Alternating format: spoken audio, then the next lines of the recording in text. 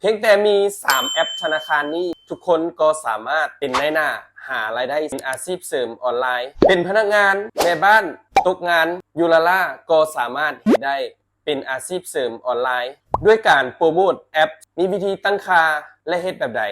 แล้วเราไปเบิ่งพร้อมกันเลยโหลดแอปสร้างคำโหลดได้ทั้ง iOS และก็ Android ค้นหาคำว่าสร้างคำกดเปิดแอปได้เลยหลังจากนั้นให้เรามาลงทะเบียนด้วยเบอร์ของเราใส่รหัสแล้วตั้งค่าให้สำเร็จจากนั้นให้ทุกคนกดเข้าสู่ระบบได้เลยส่งรหัสที่มาทางข้อความพิมพ์ใส่ให้เฮามาสร้างรหัสพินเพื่อป้องกันการเข้าสู่ระบบให้เฮาตั้งรหัสของตนเองได้เลยรหัสนี้จะได้ตั้ง2ครั้ง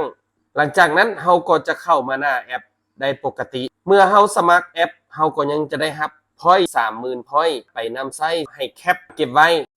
หลังจากนั้นให้เฮากดเข้าไปเฮาก็มาแคปหลักฐานทักหน้าโปรไฟล์เฮ็ดได้บ่ได้แบบใดกดเซฟวิดีโอนี้ไว้อย่าลืมคอมเมนต์เข้ามาสอบถามกันได้